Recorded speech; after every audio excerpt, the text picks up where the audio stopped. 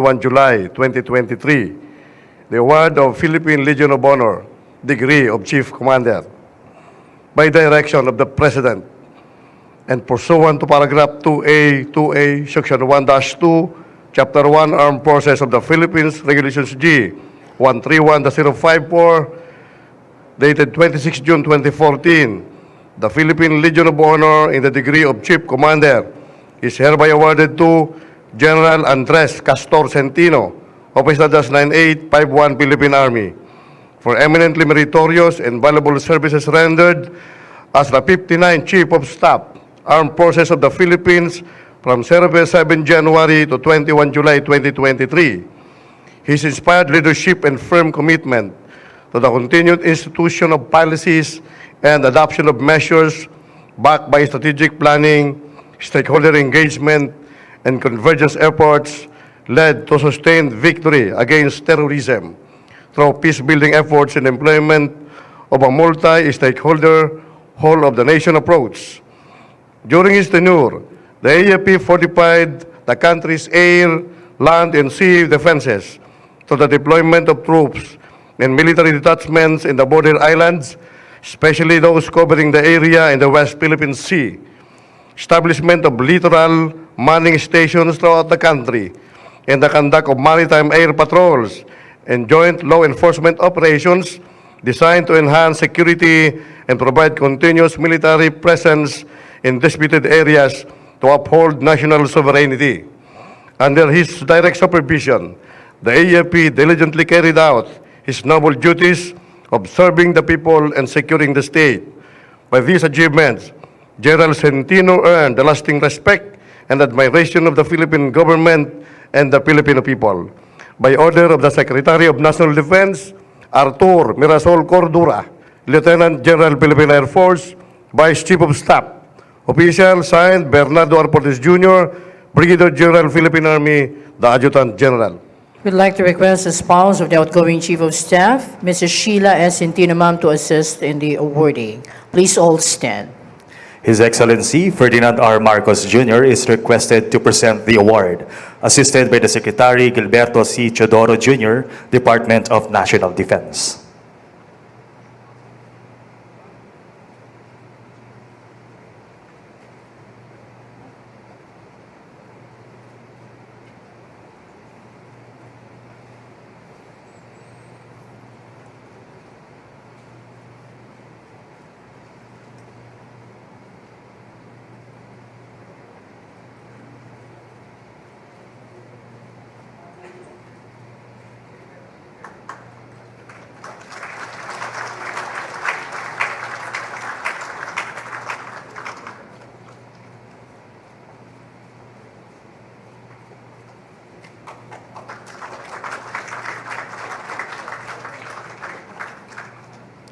Congratulations to General Centino, sir. Please be seated. Thank you to His Excellency, the Defense Secretary, and to Mrs. Centino. Once again, a big hand for the outgoing Chief of Staff of the Armed Forces of the Philippines. We shall now move on with the change of command ceremony. The relief and designation orders will be read by the Adjutant General, Armed Forces of the Philippines.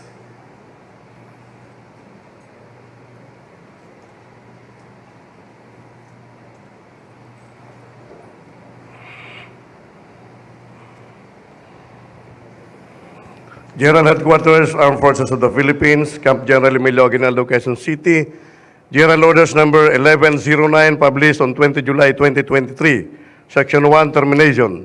Designation of General Andres Castor Centino, Officer 9851 Philippine Army as Chief of Staff, Armed Forces of the Philippines, is terminated effective 21 July 2023. Section 2, Designation. Lieutenant General Romeo Saturnino Browner, Jr., Officer 10052, Philippine Army, is designated as Chief of Staff, Armed Forces of the Philippines, effective 21 July 2023, by command of General Centino, Charlton Cian Martinez Gaerlan, Lieutenant General, Philippine Navy Marines, the Deputy Chief of Staff. Official signed Bernardo Arportes Jr., Brigadier General, Philippine Army, the Adjutant General.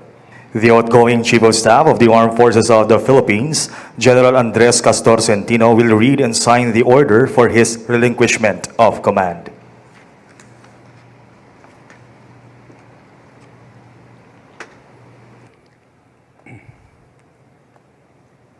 General Headquarters, Armed Forces of the Philippines, Office of the Deputy Chief of Staff, Camp General Emilio Aguinaldo, Quezon City.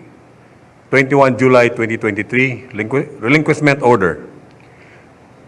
General Orders Number 1109, pursuant to Section 1, Paragraph 1, dated 20 July 2023, I hereby relinquish my duties and responsibilities as the Chief of Staff, Armed Forces of the Philippines, effective this date, and I sign in your presence.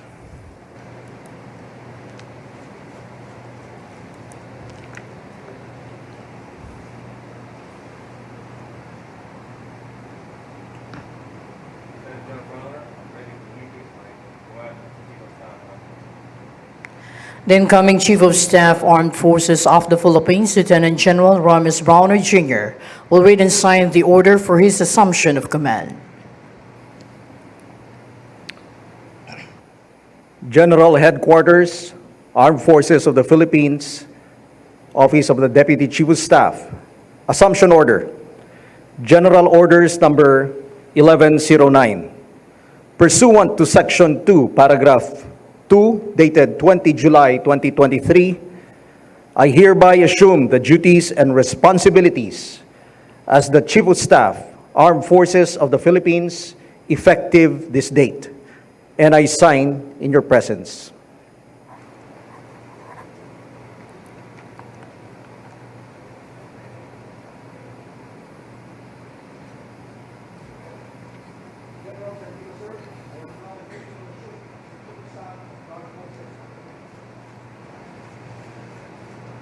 We shall now witness the handover of the command symbol to be presided by President Ferdinand R. Marcos Jr.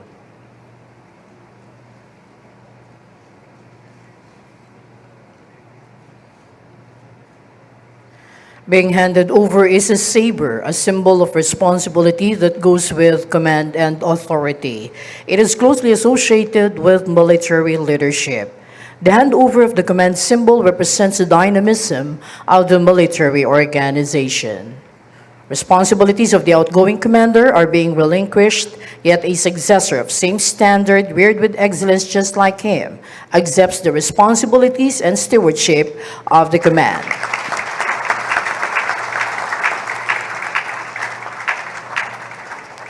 Thank you very much, and congratulations to both the immediate past and new Chiefs of Staff. The new Chief of Staff of the Armed Forces of the Philippines, Lieutenant General Romeo S. Browner Jr., will give his remarks.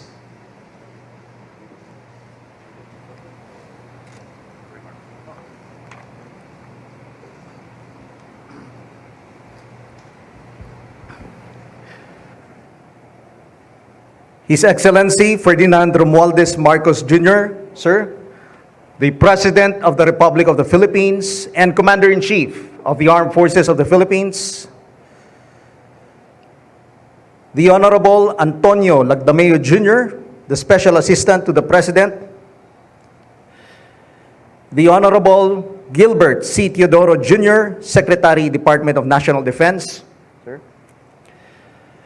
General Andres C. Centino, the immediate past Chief of Staff of the Armed Forces of the Philippines, sir, members of my family, other relatives, Malacanang officials, DND officials, generals and flag officers present together with their ladies, former Chiefs of Staff of the Armed Forces of the Philippines, members of PMA Class 1988 and their ladies, members of PMA Class 1989 and their ladies. Sir, may I request them just to stand up to be recognized. Class 89, please.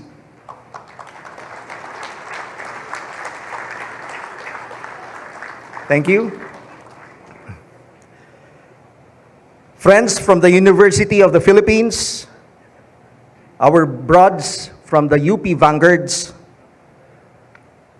fellow Special Forces paratroopers, friends from the media, officers, enlisted personnel, civilian human resource, other distinguished guests, ladies and gentlemen, good afternoon. Today, I stand before you both honored and humbled. Honored for being given the responsibility of leading the more than 150,000 soldiers, Marines, sailors, and airmen, the more than 70,000 KAFGU auxiliary forces, the more than 5,000 civilian human resource, and the more than 1 million reservists of the Armed Forces of the Philippines. I am likewise humbled for given this opportunity to serve our country and the Filipino people. Thus, I would like to thank God for this great blessing. I believe that all promotions and designations come from God. Moreover, I believe that promotions are not given as a reward for past accomplishments or even failures, but as a sign that one is ready or prepared to take on bigger responsibilities. Thus, this designation is my way of glorifying God. I would like to specially thank our President and Commander-in-Chief, His Excellency Ferdinand Romualdez Marcos Jr., sir, for giving me this chance to serve our country as the Chief of Staff of the Armed Forces of the Philippines. I may not be the perfect candidate for this position, but you can be assured, sir, that I will give my steadfast loyalty, my utmost professionalism, and my absolute commitment to the Constitution and to the duly constituted authorities. I owe this to God and to the Filipino people. Let me also thank the Secretary of National Defense, the Honorable Gilberto Chodoro Jr., sir, for endorsing me to the President. Thank you, sir, for your trust and confidence. I would like to dedicate this humble accomplishment to the members of my family, Melody, Kiel, Romeo III, or Rommel, Zuri, Sabrina, my siblings Eric, May, Ferdinand, and their spouses, my uncle, Police Brigadier General Percy Browner, my in-laws, Attorney and Mrs. James Valeros, my foster mother, Ma'am Edna Nevada, and my other relatives from the Bronner and Saturnino clans. This designation is specially dedicated to my relatives who have already passed away. My late father, Justice Romeo Browner Jr., my mother, Dr. Lenora Fe Bronner, my sister, Dr. Vicky Jane Bronner, my uncles, General Felix Bronner Jr., and Colonel Franklin Bronner, my cousins, Lieutenant Felix Bronner III, and Captain Winston Bronner Bagilat. I am sure that they are looking upon us from heaven, beaming with pride. As I take the helm of the Armed Forces of the Philippines, allow me to articulate the 5 areas where I wish to focus our efforts. For these focus areas, I would like to keep in line with the President's call for national unity. So please allow me, sir, to use the acronym UNITY to better explain these focus areas. This was also used earlier by General Bacaro when he took over as Chief of Staff. U is for unification. Internally, we will focus on making sure that we have a solid and professional armed forces of the Philippines. All members of the AFP, whether they are officers, enlisted personnel, or civilian human resource, should follow the chain of command. Externally, we will help unite our communities. We will make sure that the former rebels unite once again with their families as we extend our hands in reconciliation. We will leverage interagency coordination, linkaging, and alliance building in furtherance of our whole-of-nation approach. And N is for normalization. We have to give special attention to the normalization process in the Bangsamoro Autonomous Region in Muslim Mindanao, particularly in the disarmament, demobilization, and reintegration of former fighters of the Moro Islamic Liberation Front, as stipulated in the Bangsamoro Organic Law. I is for internal security operations. We shall immediately defeat the remaining local terrorist groups and the communist terrorist group to attain total victory. We have to sustain the dividends of peace by making sure that there will be no resurgence of insurgency and terrorism in our country. T is for territorial defense. In line with the President's pronouncement of not giving an inch of our territory, the AFP will endeavor to modernize its personnel, equipment, facilities, processes, and systems so as to enable it to be a lethal and competent fighting force capable of defending our territory from external aggression. Part of this modernization would be a focus on cyber warfare. I see cyber as a great equalizer, and we have great potential to be a player in the cyber domain. We shall also actively pursue our international defense and security engagements to strengthen our relations with our allies and partners. We shall actively participate in the United Nations missions to enhance our country's reputation as a peace-loving nation. Finally, Y. Y is for youth. The AFP will do its share in developing our youth, the future leaders and citizens of our nation, to be responsible and patriotic defenders of our national identity as a people and of our territorial integrity. One way of doing this is through the proper and relevant conduct of the ROTC's program. This will also coincide with our efforts to develop our reserve force. That, in a nutshell, is the meaning of the acronym UNITY. At this point, let me congratulate General Andres Centino for an outstanding career as a military officer and for a splendid job as the 37th and the 39th Chief of Staff of the Armed Forces of the Philippines. Palakpakan po natin si General Centino.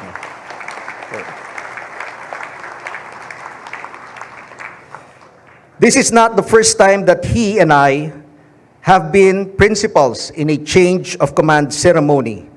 Previously, I took over from General Centino as the commander of the 4th Infantry Division in Northern Mindanao, and then again as Commanding General of the Philippine Army. Thank you, Sir Andy, for all the lessons that you have taught me. God bless you, sir, in the next chapter of your life.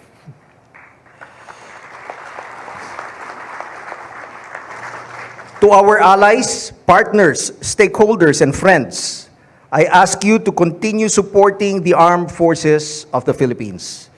Please help us help you. Security and peace, after all, is a collective responsibility shared by all of us. And finally, to our soldiers, Marines, sailors, airmen, and civilian human resource, I ask you to remain faithful to the oath that we all took when we entered the service, that of bearing true faith and allegiance to the Republic of the Philippines.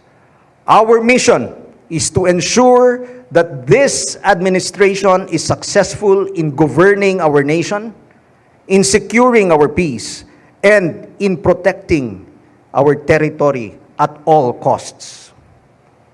Before I end, I would like to quote the poem entitled Pledge of Loyalty by Albert Kim Hubbard.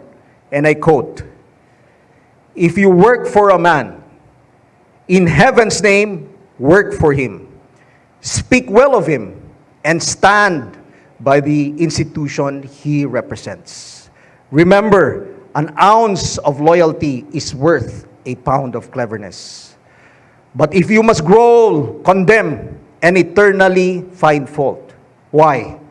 Resign your position, and once you are outside, damn to your heart's content.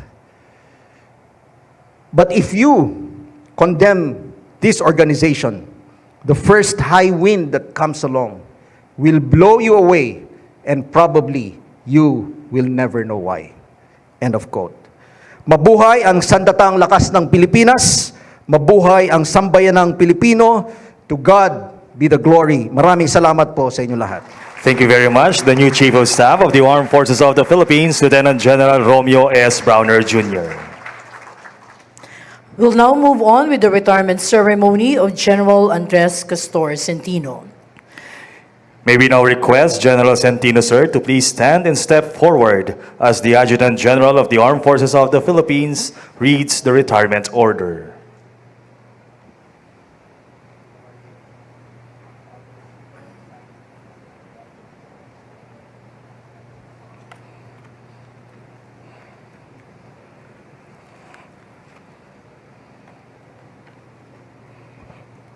Republic of the Philippines, Department of National Defense, General Headquarters, Armed Forces of the Philippines, Camp General Emilio Aguinaldo, Quezon City. General Orders Number 1108, published on July 2023. Compulsory retirement.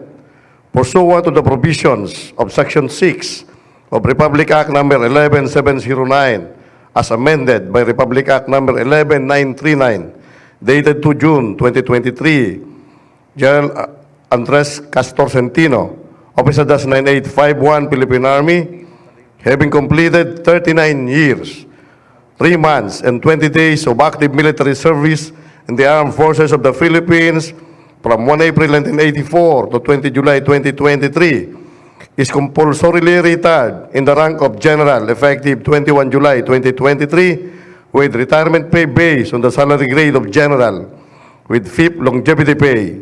By order of the Secretary of National Defense, Andres Castor Centino, General, Philippine Army, Chief of Staff. Official, signed Bernardo Ortiz Jr., Brigadier General, Philippine Army, the Adjutant General. Please remain in front, sir. We'd like to request Mrs. Sheila Centino, ma'am, to join your husband on stage. His Excellency Ferdinand R. Marcos Jr. is requested for the presentation of the plaques and mementos. The command plaque is hereby presented to General Andres Castor Centino, Officer Dash 9851, Philippine Army, for meritorious and valuable service as the Chief of Staff of the Armed Forces of the Philippines.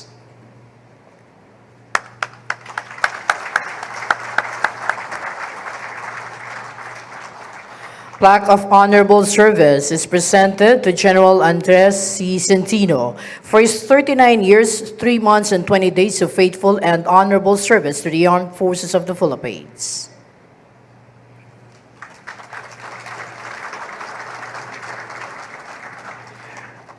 Likewise, the coat of arms is also presented to General Andres Castor Centino, Philippine Army.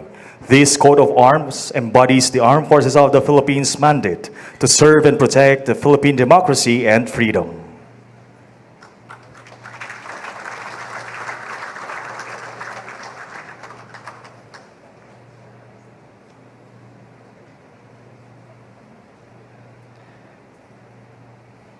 Likewise, the framed medals is also presented to General Andres C. Centino. These are all of the awards that were bestowed on him during his active tour of duty.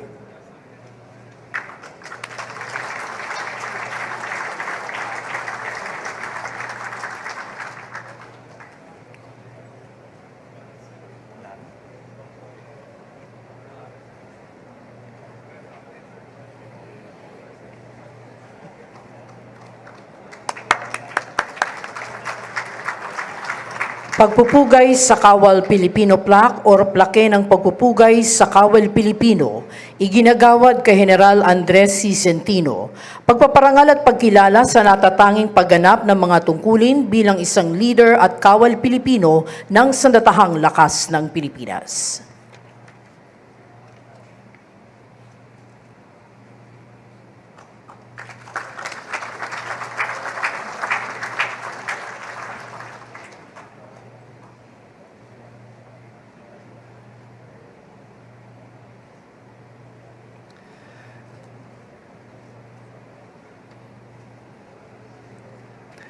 This time, Mrs. Centino will be presented with a plaque of appreciation.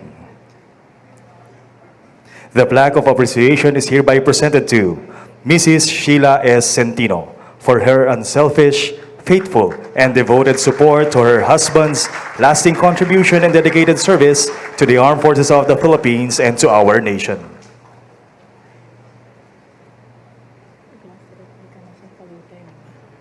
This time, Mrs. Centino will be presented with a glass replica of the Sampaguita, symbolizing fidelity, purity, devotion, strength, and dedication. These virtues embodied by the Sampaguita that also reflect the persona of the worthy and inspiring spouse of the Chief of Staff, Armed Forces of the Philippines.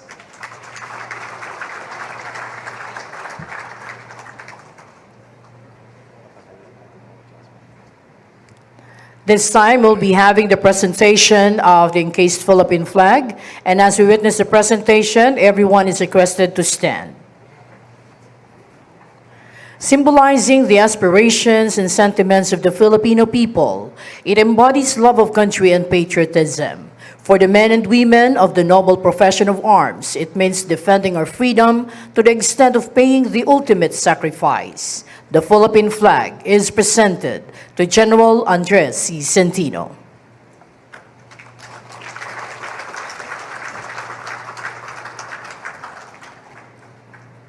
Congratulations to General Centino and Mrs. Centino, ma'am, and thank you to His Excellency and to the Defense Secretary, and once again, a big hand for General and Mrs. Centino. Please be seated.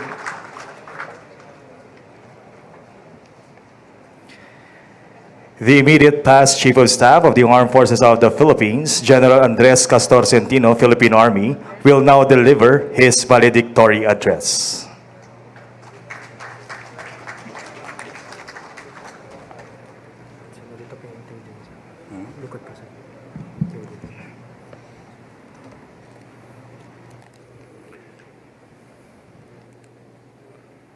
His Excellency Ferdinand Romualdez Marcos Jr., President, Republic of the Philippines, Honorable Gilberto Teodoro Jr., Secretary, National Defense, Honorable Antonio Lagdameo Jr., Special Assistant to the President, then General Romeo S. Browner Jr., and Mrs. Browner, ma'am. May I greet also my wife, Sheila, government officials, generals and flag officers present, and their ladies, former chiefs of staff, the Armed Forces of the Philippines and their ladies, members of the Joint Personnel and Special Staff, chiefs, commanders of the AFSUs present, members of PMA Class 1988, and with the permission of the President, may I request my classmates sir, to please stand, and their ladies, of course. Thank you for coming. The members of PMA Class 1989 and their ladies, friends from the media, officers, enlisted personnel, and civilian human resource, distinguished guests, ladies and gentlemen, good afternoon. 39 years of gratitude. That sums up my life as a soldier and as an officer of the Armed Forces of the Philippines. For truly, one can never be thankful enough for the opportunity to serve our country and our people. These long years of my life in uniform have strengthened the soldier in me, encouraged the leader that I desired to be, and honed the public servant who will say yes when duty calls. I am grateful to the Lord Almighty, the great architect of the universe, for every moment I have had to do my share to bring forward our vision and our quest for peace. Without His grace and His divine guidance, all my milestones in the honor of leading the Armed Forces of the Philippines would not have happened. My appreciation and gratitude goes to His Excellency, President Ferdinand Marcos Jr., our Commander-in-Chief, for the trust in my ability to contribute to his vision of a peaceful and progressive Philippines, and for giving me every chance to lead the march of our troops, as well as to serve the Filipino people in a different capacity. Thank you also, Mr. President, for allowing me to continue and complete my service. Every soldier has one ultimate goal he holds sacred: to fulfill his years of service and be permitted to serve until the final day. And to all those who helped me finish my career rightfully, this soldier is immensely grateful. To my fellow workers in government, especially in the defense establishment and in the armed forces of the Philippines, it has been my honor and my privilege to have stood shoulder to shoulder with you in achieving our shared goal of serving the people and securing the state. Together, over the years, we have worked tirelessly and achieved significant milestones, from territorial defense to internal security to humanitarian disaster relief operations. We have attained our targets and made a tangible impact on the communities that we serve and we protect. On the other hand, our alliances within the region and with our long-standing partners have enhanced our capacity and interoperability, strengthening our ability to address security challenges in the West Philippine Sea and the region as well. With these achievements, we have gained momentum and are ready to realign our efforts to meet our goals within designated timelines. And I'm proud to announce that our operational tempo that we set at the beginning of the year has yielded substantial results. To the men and women of the Armed Forces of the Philippines, all the soldiers, sailors, airmen, and Marines, and our reservists who have been the solid, undaunted force that has driven our current successes in internal security operations. Never in the history of our campaign against insurgency that we have come close to finally resolving this problem. The adversary is currently at its weakest, and the armed forces of the Philippines is at its strongest. And the support of the Filipino people is overwhelmingly in our favor. Our sustained drive, discipline, and commitment under the determined leadership of our Commander-in-Chief are integral in ending insurgency and ensuring peace and prosperity across our land. This will enable the armed forces of the Philippines to refocus on the pressing and urgent task of defending our territory. We have done much together, and I salute all our gallant officers, tireless personnel, and professional civilian employees for all the progress that the Armed Forces of the Philippines has made, especially in the first half of the year. I make special mention of our soldiers serving in the farthest and most difficult deployments and places that I have visited. In Mapanas and Katubig in Samar, in Himamaylan in Negros, in Parola Island in the West Philippine Sea, in Mabulis Island in Itbayat, in Batanes Islands in the north, in Balut Island in Malungun, Sarangani, and in the remote places in southern Philippines. The dedication and sacrifices may sometimes not recognized and acknowledged enough. But thank you for your noble service to the nation. And to our fellow soldiers who paid the most, their precious lives, your sacrifices will not be in vain as victory is near. Our efforts have not gone unnoticed though, as attested by the consistently high trust ratings that the AFP has maintained through the years, ranking amongst the top 2 government agencies based on Publicus Asia Pahayag survey released June of this year. And even in the global community, the Philippines has climbed 19 places in the military strength ranking, standing 32nd out of 145 countries in the global firepower military strength ranking of 2023. The rest of the year holds new challenges and fresh goals as my successor takes over the leadership of the AFP. His capacity to lead is tried and tested, and I know that the future of our organization and the vision for peace and progress are in capable hands with the help and support of the top leadership of the AFP. To Lieutenant General Browner and to the AFP's top leadership, The men and women who will follow your lead and march your pace are capable, committed, and truly commendable. The AFP of today has been molded, shaped, and strengthened by the vision and direction of our leaders, including the former chiefs of staff, some of whom are here with us this afternoon, who have come before you and me. United in purpose and action, the AFP can only continue to deliver on its pledge to the Filipino people.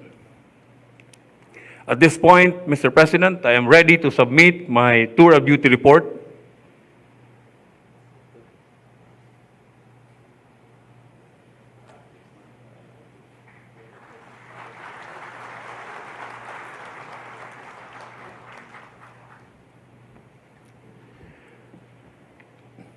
On this last day of my journey in the military service, from being a fourth-class PMA cadet to the general that I am now, allow me to acknowledge and thank all those who have been part of my 39 years in uniform. To my late parents, Flaviano and Araceli, once again, I give you the honor and gratitude for guiding me towards the life of service. Thank you. To everyone I have worked with and served with through the years in the service, my upperclassmen, my peers, my classmates, my subordinates, thank you. To the Filipino people who have placed their trust and confidence in the AFP, thank you. You are the reason I serve and the reason I am proud to be a soldier. And as I save the best for last, I thank my family for the understanding and support through the years. You have been my rock and my anchor. Without you, my dear wife Sheila, and our 4 children, Bugsy, Rocky, Dion, and Adi, I would not have been able to do my best. I would not have been able to do the best I could be as a soldier, as a leader, and as a public servant. To our officers, soldiers, sailors, airmen, and Marines, I salute your bravery, your dedication, and your professionalism. Stay steadfast and strong. The peace and progress that will enable a better future depend on you. And as I hang my uniform today, I extend my sincere wishes of goodwill to all. I have done my best for 39 good years. This is General Andres Centino rendering my final salute.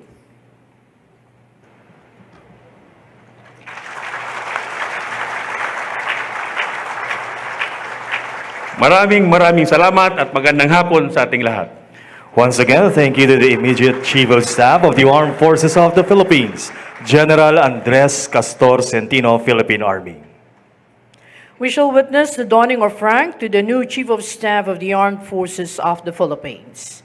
The new Chief of Staff, Armed Forces of the Philippines, Lieutenant General Romes Browner Jr., is requested to stand and step forward as the promotion order is read by the Adjutant General, Armed Forces of the Philippines.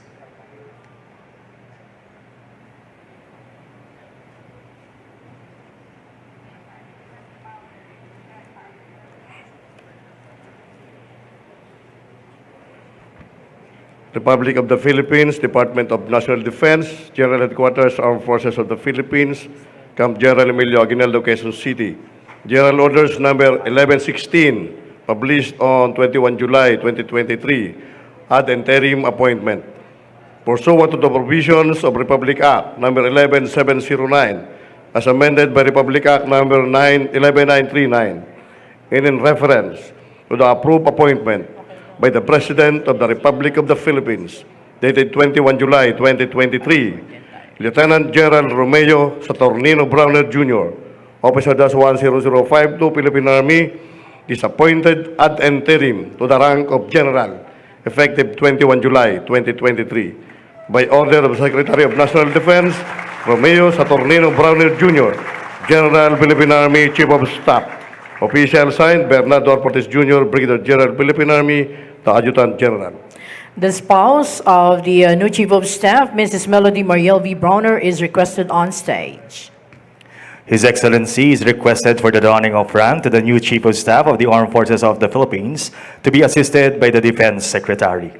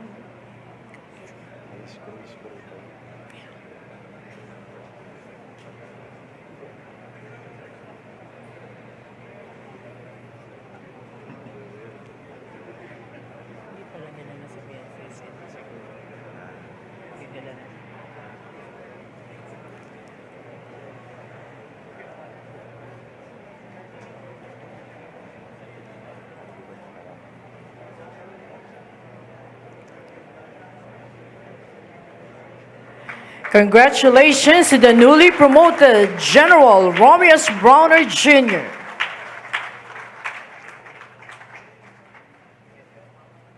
Thank you to His Excellency, to Defense Secretary, and to Mrs. Browner. Ladies and gentlemen, once again, a big hand for General Romeus Browner Jr.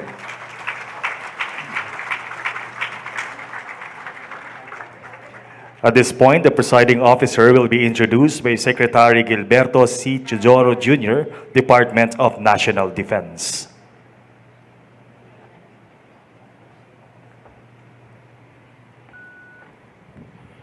Ladies and gentlemen, the President of our Republic and Commander-in-Chief of the Armed Forces of the Philippines, His Excellency Ferdinand R. Marcos, Jr.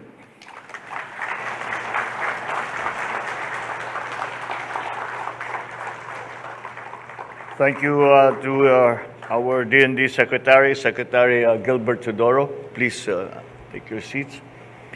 The Special Assistant to the President, Secretary Anton Lagdameo, other members of the Cabinet here present, our incoming AFP Chief of Staff, General Romeo S. Browner Jr., the immediate past AFP Chief of Staff, General Andy Centino, my fellow workers in government, distinguished guests, ladies and gentlemen, good afternoon. I am very happy to be with you here, to join you, to preside over the Armed Forces of the Philippines change of command and retirement ceremony for General Andy Centino. I congratulate him for successfully completing his tour of duty as Chief of Staff of the Armed Forces. You have demonstrated exemplary service and resolute commitment to our nation's peace, order, and security.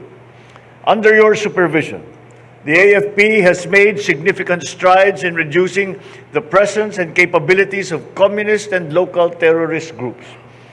In terms of our national security, the AFP has conducted hundreds of maritime air patrols, naval surface patrols, as well as deployed hundreds of troops to defend our islands. The AFP also established dozens of littoral monitoring stations and detachments across the country. With regard to our peace support operations, the AFP has facilitated the deployment of military observers to United Nations peacekeeping operations in India and Pakistan, to the UN mission in South Sudan, and to the UN Stabilization Mission in the Central African Republic. I thus convey my utmost respect and gratitude to General Centino. As you enter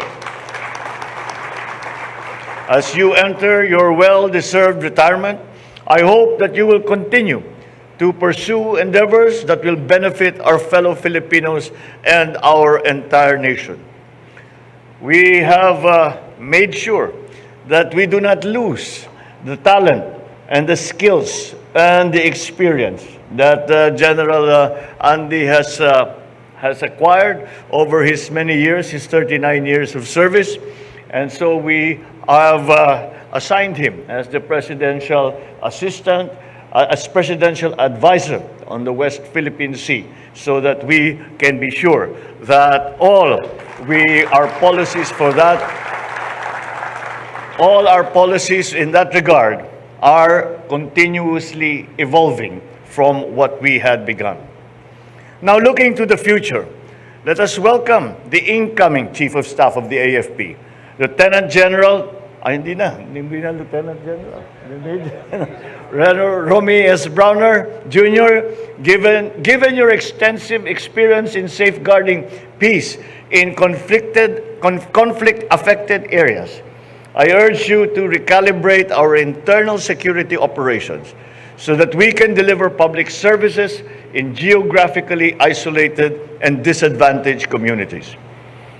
I know that your supervision will give rise to a safer and more secure nation, where more rebels return to the fold of the law and decide to be productive citizens. At this juncture, allow me to urge you all to work towards an armed forces that is agile and prepared for any contingency. As your Commander-in-Chief, I assure you that this administration is firm in reinforcing this noble pursuit by modernizing the AFP. Along with our efforts to strengthen our external defense capabilities, I ask you to continue working with national government agencies and civilian stakeholders to form an archipelagic consciousness amongst Filipinos. This will help champion our country's territorial integrity and sovereignty. I have faith that under the supervision of General Browner, the armed forces will continue to ensure the security of Filipinos and the national sovereignty of our country amidst the challenges ahead. So together, let us protect the interests of our people. Let us help them fulfill their goals for themselves, for their families, for their communities, and for our nation. Mabuhay ang sandatahang lakas ng Pilipinas. Maraming salamat sa inyo. Once again, thank you very much, Mr. President, sir.